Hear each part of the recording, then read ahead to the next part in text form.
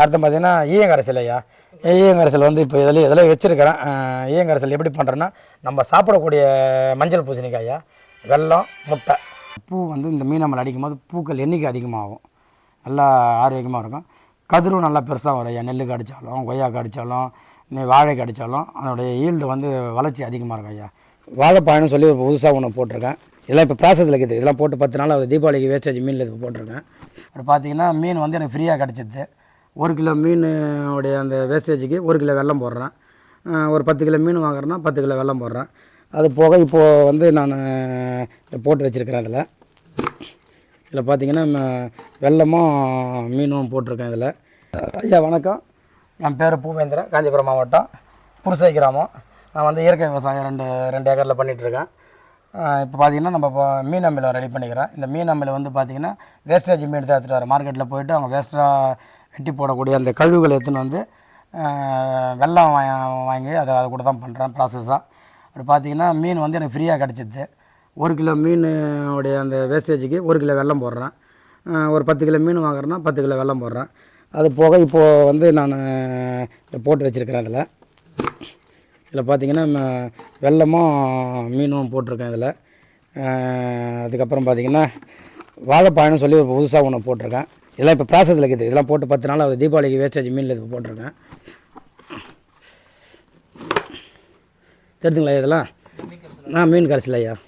இதை கூட சேர்த்துக்கிற ஐட்டம் வந்து 3 ஐட்டம் சேர்த்துக்கிறேன் ஐயா. மீன், வாழைப்பழம், வெல்லம் ஐயா. இதில் பண்ணிக்கிறது. இது ஏற்கனவே போட்டுக்கிற மீன் அமிலம் வந்து இதில் இருக்குது பாருங்கள் ஐயா. இதை வச்சுக்கிற மாதிரி 20 லிட்டர். இது போன பருவத்தில் போட்டது. இது சேல்ஸுக்காகவும் கொடுக்குறேன், நம்மளுடைய தோட்டத்துக்காகவும் கொடுக்குறேன். இதை பார்த்தீங்கன்னா பஞ்சாமிர்த வாசம் வரணும் ஐயா. நீங்கள் வாசனை பார்த்துட்டு எப்படி சொல்ல பாருங்கள். இது 8 மாதம் ஆகுது இது போட்டு. இதோட இது வந்து நல்ல ஒரு வாசனை ஐயா இது. ஆமாம் ஐயா, ஆமாம். இல்லை இது வெறும் மீன், வெல்லம் ஐயா. வேஸ்டேஜ் மீன் தான். வெல்லம் மட்டும் கடையில் காசு கொடுத்து வாங்கி போட்டேன் ஐயா. இது ஒன்று மட்டும். இது வந்து லிட்ரு வந்து நான் 200 கொடுக்குறேன் இங்கே. இது வந்து மீன் வந்து இப்போ வந்து ஒரு 10 கிலோ மீன் எடுத்துகிட்டு வரேன்னா இது மாதிரி பேரலில், பிளாஸ்டிக் பேரல் தான் யூஸ் பண்ணணும்.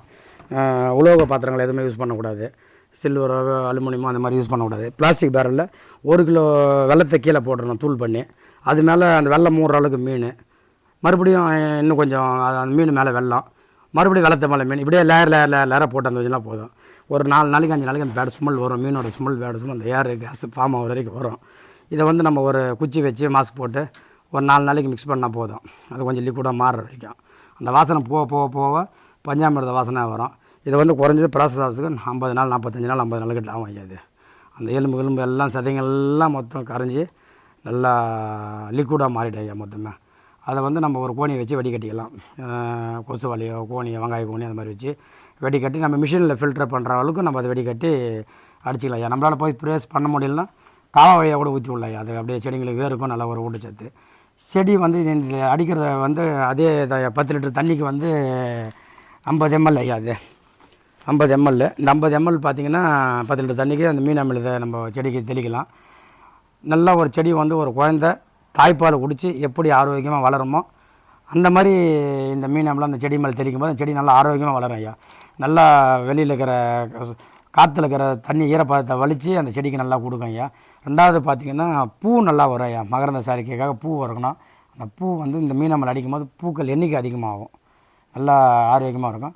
கதிரும் நல்லா பெருசாக வரும் ஐயா. நெல்லுக்கு அடித்தாலும், கொய்யாக்கு அடித்தாலும், வாழைக்கு அடித்தாலும் அதனுடைய ஈல்டு வந்து வளர்ச்சி அதிகமாக இருக்கும் ஐயா. செடி நல்லா ஆரோக்கியமாக வளருது. பூவும் நல்லா நார்மலாக இருக்கிறதோட இந்த மருந்து அடிக்கும்போது, இந்த மீன் அமிலம் அடிக்கும்போது நல்லா ஈல்டு அதிகமாக வரும் ஐயா. என்னுடைய அனுபவத்தில் நான் 3 வருஷமாக பண்ணிகிட்ருக்கேன். 3 வருஷமாக எனக்கு நல்ல ரிசல்ட் தான் ஐயா. ஆமாம் ஐயா, 4 மணிக்கு மேலே தான் அடிக்கணும். வெயில் அடிக்காமல் ஈவினிங் டைமில் அடித்தா நல்லா இருக்குது ஐயா. இல்லை ஐயா, இது வந்து நீ நார்மலாக வந்து செடி வளரணும் அப்படின்னும் போது நீங்கள் எல்லா செடிக்குமே எந்த நேரமும் அடிக்கலாம் ஐயா. பூ கூட அடிக்கும் போது ஈவினிங் டைமில் அந்த பூ இருக்கும்போது பூவில் அடிக்கலாம் ஐயா. பூ வர பருவத்தில் அடிக்கலாம் ஐயா. ஒரு முறை நீங்கள் 10 கரைசல் அடிக்கிறீங்க அப்படின்னா அடுத்த முறை மீன் அமிலம் அடிக்கலாம். மாற்றி அடிக்கும் போது 10 கரைசல் அடிக்கும் போது பூச்சி விரட்டி போயிடும், பூச்சி வராமல் இருக்கும். செடி ஆரோக்கியமாக இருக்கிறதுக்கு மீன் அமிலம் கிடையாது. மீன் அமிலத்தோட பலன் வந்து செடியும் வளரும், பூக்களும் அந்த பருவத்துக்கு அதிகம் எடுத்துக்கோங்க ஐயா. பூ நீ சின்ன செடியாக அடித்தாலும் சின்ன செடியில் பூ பூக்காது. அது என்ன வயசுக்கு வருதோ, என்ன பருவத்துக்கு வருதோ அப்போ வரும்போது நல்ல ஆரோக்கியமான பூ வரும் ஐயா. ஐயா இது 10 வருஷம் கூட வச்சுக்கலாம் ஐயா நீங்கள். அது ஒரே ஒரு பிரச்சனை, காற்று போகக்கூடாது, தண்ணி படக்கூடாது. ஆமாம், காற்று போட தண்ணி படாது. 10 வருஷம் வச்சோட அது கிடையாது ஐயா, அது கேரண்டி ஐயா. அது ஒன் டைம் போட்டாலே போதாது, அதை அப்படியே வச்சுக்கலாம் ஐயா. அடுத்த கரைசல் பார்த்தீங்கன்னா வாழைப்பழ கரைசல் ஐயா. இதில் பார்த்தீங்கன்னா வெல்லமும் வாழைப்பழமும் நான் போட்டு என்னுடைய டிஸ்ட்ரிக்ட் கலெக்டர் ஆஃபீஸ் வரைக்கும் எடுத்துன்னு போயிட்டு இது ஒரு நல்ல பேர் வாங்கிட்டேன் ஐயா.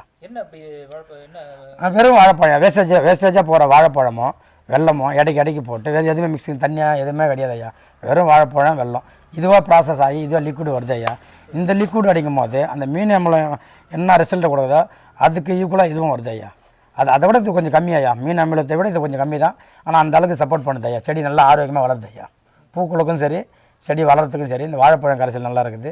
முட்டை அமிலம் சொல்லி ஒன்று புதுசாக ஒன்று இப்போ நான் ஒரு இதில் ஒரு ஆளுக்கிட்ட மூலியமாக கேட்டு பசங்க ஸ்டூடெண்ட்ஸை படிக்கிறாங்க. அவங்க நம்ம பண்ணைக்கு வந்து வேறு இடத்துல ட்ரைனிங் கொடுக்கும்போது கேட்டேன். முட்டை எலுமிச்சை பழம் அது மூலியமாக ஒரு கரைசல் போட்டேன் நான். வெறும் எலுமிச்சை சாரும் முட்டையும். முட்டை 3 அளவுக்கு முட்டை உடைக்கக்கூடாது. முட்டை தோலோட அப்படியே நாட்டுக்கோழி முட்டை அப்படியே ஒரு பாத்திரத்தில் ஆமாம் வைக்காமல் வெறும் பச்சை முட்டையை இது மாதிரி பிளாஸ்டிக் பாத்திரத்தில் அடிக்கிட்டு அது 3 அளவுக்கு எலுமிச்சை மயம் இது தண்ணி இல்லாமல் எலுமிச்சை மயம் சாரை ஊற்றி அப்படியே வச்சிட்டா போதும் ஐயா. அது ஒரு 50-60 நாளில் வந்து அந்த அசிட்டிக் அமிலத்தில் அந்த முட்டையை அப்படியே உருக்கி அது மொத்தமாக ஒரு ஜெல்லு மாதிரி மாறி ஒரு கெமிக்கல் ரெடி ஆகிடுது ஐயா. அதை 50 ml தண்ணியில் செடிக்கு அடித்தா செடி நல்லா ஆரோக்கியமாக வருது ஐயா. நல்லா ரிசல்ட் ஐயா. அதுக்கு பேர் வந்து முட்டை அமிலம். அதுவும் நான் போட்டு வச்சு சேல்ஸு கொடுக்குறேன். நான் என்னுடைய பண்ணையும் பயன்படுத்திட்டேன். இது வாழைப்பழம் கரைசல் ஐயா. ஐயா நான் புதுசாக கண்டுபிடிச்சேன் அப்படின்றதுக்காக அவங்ககிட்ட காமிச்சேன் ஐயா. அவங்க ஓகேப்பா அப்படின்னாங்க. அவங்க எதுவும் பெருசாக காமிச்சேன் பார்த்துட்டு ஓகே அப்படி தான் சொன்னாங்களே. கண்டி பெருசாக எனக்கு எதுவும் ஒரு இது இல்லையா. ஏன்னா எல்லாத்தையும் எடுத்துகிட்டு போனேன். டெமோக்கு எடுத்துகிட்டு போகிறேன். மீன் அமிலம் பத்தில் கரைசல் எல்லாமே எடுத்துகிட்டு போகிறேன். மாதத்துக்கு ஒரு முறை குறைத்திருப்பு நாளில் எடுத்துகிட்டு போகிறேன். அப்போ கூப்பிட்டு பார்த்து எல்லாமே பார்த்துட்டு நல்லா பண்ணுறீங்க அப்படின்ற ஒரு இது மட்டும் சொன்னாங்க ஐயா. ஆமாம் இல்லை அவங்க பயன்படுத்தி பார்க்கலையா. பார்த்துட்டு இந்த ரிசல்ட்டை கேட்டோன்னே நன்றிப்பா நல்லா பண்ணுறீங்க நல்லா பண்ணி கொடுங்க விவசாயத்தில் நல்லா பண்ணுங்க அப்படின்னு ஒரு ஆறுதலாக சொன்னாங்க ஐயா. அடுத்து பார்த்தீங்கன்னா ஈயங்கரைசல் ஐயா. ஈயங்கரைசல் வந்து இப்போ இதில் வச்சுருக்கிறேன். ஈயங்கரைசல் எப்படி பண்ணுறேன்னா நம்ம சாப்பிடக்கூடிய மஞ்சள் பூசணிக்காயா வெல்லம் முட்டை இது 3த்தையுமே போடுறேன். நாட்டுக்கோழி முட்டையை உடச்சி ஊற்றிடுறேன். வெல்லமும் போடுறேன் பூசணிக்காயும் போடுறேன். இது 3மே தண்ணி இல்லாமல் இதை அப்படியே மிக்ஸ் பண்ணி அப்படியே வச்சிடறேன். இதுவும் 40 நாள் கழிச்சு இதுவும் ஒரு லிக்விடாக மாறுது ஐயா. இதை வந்து சத்துக்காக செடி வந்து ஆரோக்கியமாக சத்துக்காக ஸ்ப்ரே பண்ண செடி ஆரோக்கியமாக வளரும். அதுக்காகவும் பண்ணுறேன். அது மாரி ஈயம் கரைசல் ஐயா. அதுவும் பண்ணி கொடுக்குறேன் நான். கேட்குறவங்க என்ன சீசனுக்கு தான் பூசணிக்காய் கிடைக்குது அந்த டைமில் கொடுக்குறேன். இப்போ இருந்தெல்லாம் என்னுடைய பண்ணையில் பயன்படுத்திட்டேன். பொங்கலுக்கு அப்புறம் எனக்கு வேஸ்டேஜ் ஆகக்கூடிய பூசணிக்காவை வச்சு நான் மருந்து போட்டுருவேன். பேரல் கணக்கில் போட்டுருவேன். எல்லாமே இயற்கை நம்ம பண்ணையிலே தயார் பண்ணுறையா. எந்த ஒரு பொருளும் வெளியே போய் எடுக்கல. இப்போ திருச்சி அப்படின்ற மாதிரி பார்த்தீங்கன்னா இஞ்சி பூண்டு பச்சை மிளகாயா. இஞ்சியும் பூண்டும் என் பண்ணையில் வர வச்சிட்டேன். இது இஞ்சியும் பச்சை மிளகாயும் என் பண்ணையில் வர வச்சிட்டேன். பூண்டு என் மண்ணுக்கு இன்னும் போடலை. இப்போ தான் நட்டுருக்கேன். அது மாதிரி ஒவ்வொன்றும் வரும்போது கொஞ்சம் கொஞ்சமாக நானே மாற்றிக்கிறேன். எல்லாமே என்னுடைய பண்ணையிலே நான் மருந்து எடுக்கணும். என்னுடைய பண்ணையிலே நான் செய்யணுன்றதுக்காக எல்லாமே இங்கேயே பண்ணுறேன். நான் வெளியில் இதுக்கு முன்னாடி வெளியில் ஒன்று ஒன்றா வாங்குகிறேன். விதைங்களை வாங்கி நம்ம பண்ணையில் நட்டு அதுலேருந்து இங்கேயே எடுத்துக்கிறேன். பச்சை மிளகாய் என்னுடைய தோட்டத்தில் இஞ்சி என்னோடய தோட்டத்தில் இப்போ பூண்டு இப்போ நட்டுருக்கேன். அந்த பருவத்துக்கு எனக்கு கிடச்சிடும். இப்போ மட்டும் இப்போ எமர்ஜென்சியாக வேணும் யாருன்னா கேட்டால் திருச்சிக்கு பூண்டு மட்டும் வாங்கி மிக்ஸ் பண்ணி அரைச்சி 3 நாள் வச்சு நான் அதை ஸ்ப்ரே பண்ணுறேன் ஐயா.